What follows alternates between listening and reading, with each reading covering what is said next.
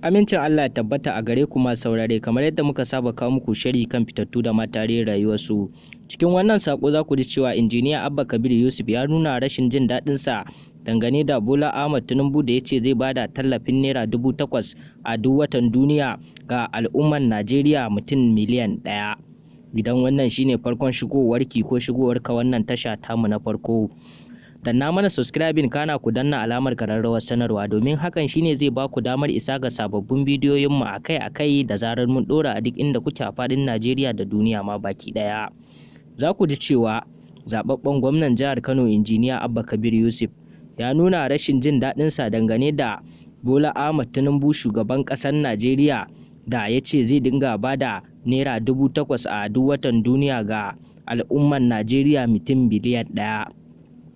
Duk da haka dai, dalilin rashin jin daɗin da injiniya Abba Kabir Yusuf ya nuna dangane da cewa da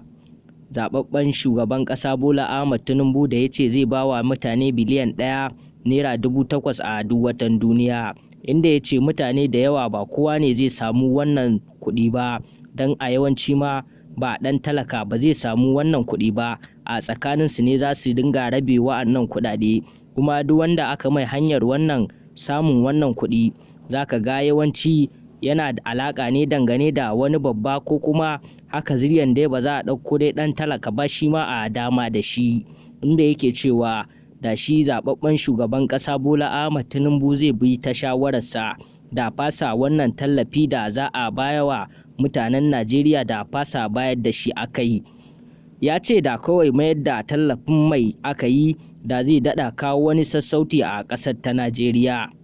Amma duk da haka dai kuma mutane sun yi ca dangane da abin da injiniya Abba Kabir Yusuf ya ce a jihar Kano na wannan nuna rashin jin daɗin nashi da aka yi na bada wa'annan kuɗaɗe.